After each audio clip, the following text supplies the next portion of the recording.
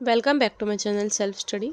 Today we will learn about Rio Summit or we can say that the Earth Summit. Basically क्या हुआ था 1972 से लेकर 1992 के बीच में जो भी एनवायरनमेंट है वो बहुत ज़्यादा पोल्यूटेड हो रहा था क्लाइमेट चेंज के कारण। 1972 में स्टॉकहोम कॉन्फ्रेंस हुई थी। इसका मेन इशू था एनवायरनमेंट, किस तरीके से हम अपने एनवायरनमेंट को बचा सकते हैं पोल्यूशन से, वाटर से। उसके बाद 1987 में एक रिपोर्ट तय हुई थी जिसका मेन मोटिव था सस्टेनेबल डेवलपमेंट। उसको किस नाम से रखा गया था? Our common future. अब 1972 स्टॉकहोम कॉन्फ्रेंस से भी ज़्यादा कुछ हो नहीं पाया एंड 1987 आवर कॉमन फ्यूचर से भी ज़्यादा जो रिपोर्ट आई थी उससे भी ज़्यादा कुछ हो नहीं पाया। उसके बाद आता है 1992 United nation conference on environment and development, also known the Rio Conference or the Earth Summit was the major United Nation conference held कहाँ पर हुई थी ये रियो डी जेनेरियो ब्राज़ील में 3 to 14 जून 1992। रियो समिट के through सभी countries ने तय किया हम किस तरीके से अपने एनवायरनमेंट को सस्टेनेबल बना सकते हैं। अब जो ये ग्लोबल कॉन्फ्रेंस हुई थी, इस कॉन्फ्रेंस को किन किन लोगों ने अटेंड किया था? Political leaders, diplomat, scientist, media, non government organisation, NGOs ने भी इस समिट को अटेंड किया था। टोटल 179 कंट्रीज ने पार्ट लिया था रियो समिट में। इसका ओकेजन क्या था? स्टॉकहोम कॉन्फ्रेंस 1972 में हेल्ड की गई थी। उसकी ये 20th एनिवर्सरी सेलिब्रेट करने के तौर पर हम अपने एनवायरनमेंट को किस तरीके से और अच्छा बना सकते हैं, इसलिए ये कॉन्फ्रेंस हुई थी। ये जो 1992 में अर्थ समिट हुई थी, ये लार्जेस्ट गैदरिंग थी पूरे वर्ल्ड लीडर्स की।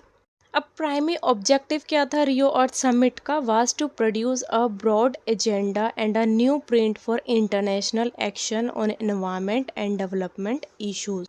हम किस तरीके से इंटरनेशनल एनवायरनमेंट के ऊपर जो भी हम पॉलिसीज़ बनाएंगे, किस तरीके से हम उनको इम्प्लीमेंट करेंगे, that would help guide international corporation. पूरी इंटरनेशनल कॉरपोरेशन को वो गाइड करेगा and development policies in the 21st century. जो भी आने वाली सेंचुरी होगी 21st सेंचुरी, हम आने वाली 21st सेंचुरी को किस तरीके से डेवलप्ड करेंगे, इंटरनेशनली कॉरपोरेशन करेंगे एक दूसरी कंट्रीज़ के साथ, एंड कौन कौन से हम प्रॉपर एक्शंस लिए जाएंगे। बेसिकली इसका मेन मोटिव यही था कि हम 21st सेंचुरी को किस तरीके से बेहतर बनाएं। हम जो भी वर्क कर रहे हैं इंटरनेशनली, उससे हमारे एनवायरनमेंट को हार्म नहीं होना चाहिए। उसको हमको मध्य रखते हुए सारी पॉलिसीज़ को इम्प्लीमेंट करना है, पॉलिसीज़ बनानी है जो हमारे 21st सेंचुरी में आगे काम आए।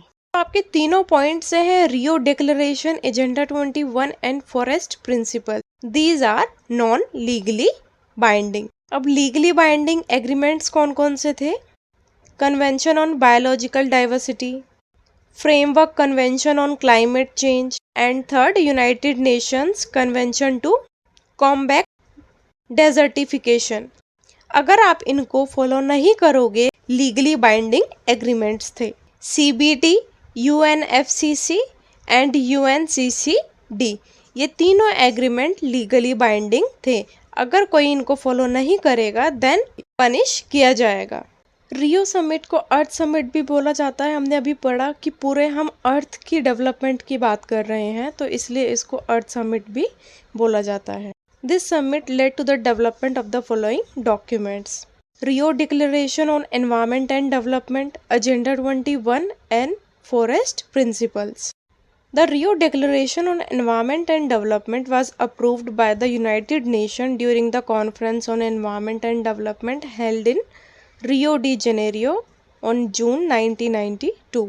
जो कॉन्फ्रेंस हुई थी रियो डी जेनेरियो में 1992 में, यूनाइटेड नेशन ने अप्रूव किया था एनवायरनमेंट एंड डेवलपमेंट। जो भी हमारी स्टॉकहोम कॉन्फ्रेंस जून 1972 में हुई थी, उसी को रीअफर्म किया था 1992 में। अब जो डिक्लेरेशन है, उन्होंने कुछ प्रिंसिपल्स सेट किए थे to guide the future development. These principles define the right किस तरीके से हम अपने एनवायरनमेंट को बचाएं एंड अपनी पूरी रिस्पॉन्सिबिलिटीज निभाएं। कौन कौन से प्रिंसिपल्स थे? फर्स्ट है human being are at centre of concern for sustainable development. Sustainable development means development that meets the need of a present without compromise the ability of future generation। आज की generation की needs को पूरा कर पाएं without compromising the future generation। They are entitled to a healthy and productive life in harmony with nature। Healthy and productive life हो, the right to develop must be filled so as to equably meet development and environment need of present and future generation। Poverty ख़त्म करें हम अपने देश से, भूख गरीबी इन सबको ख़त्म करें, प्योर लाइफ हो सभी की आने वाली जनरेशन की। तो यही सब बोलता है Rio declaration.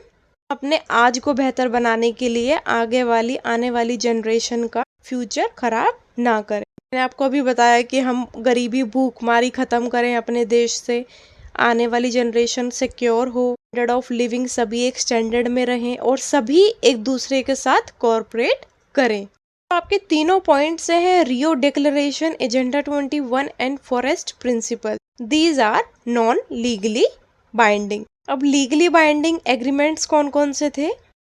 Convention on biological diversity, framework convention on climate change and third United Nations convention to combat.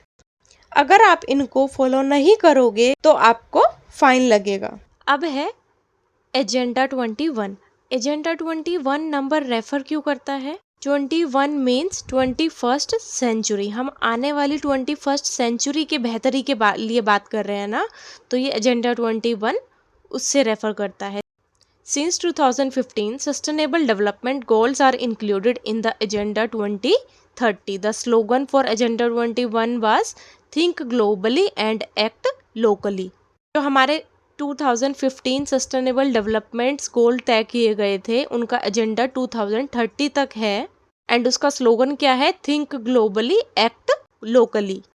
अब लास्ट है हमारा forest principle. Forest principle is also a non legally binding agreement.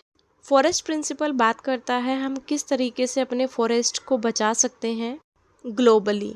तो ये हो गई हमारी रियो समिट।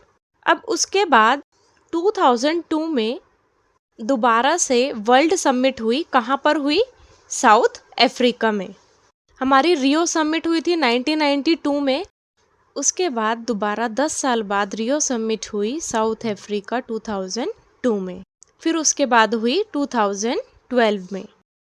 उसके बाद दोबारा से रियो समिट हुई 2012 में। यहाँ पर हुई थी 2012 में Rio summit Rio de Janeiro में।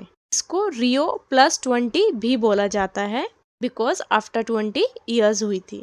जितने भी लीडर्स थे जिन्होंने साइन किया था एग्रीमेंट 1992 में अपने एनवायरनमेंट को सस्टेनेबल बनाने के लिए, the convention on climate change and the convention of biological diversity and Rio declaration form and forest principles. जिन भी लीडर्स ने इस एग्रीमेंट को साइन किया था, एंडोर्स किया कि हम अपने एनवायरनमेंट को सही बनाएंगे और एजेंडा 21 अडॉप्ट किया। 21st सेंचुरी को बेहतर बनाने के लिए 300 पेज का जो प्लान था उसको साइन किया। हम किस तरीके से 21st सेंचुरी को सस्टेनेबल डेवलपमेंट बनाएंगे। So this is called a Rio summit. I hope guys आपको ये अच्छे से समझ में आ गया होगा Rio summit. If you like this video kindly subscribe the channel self study.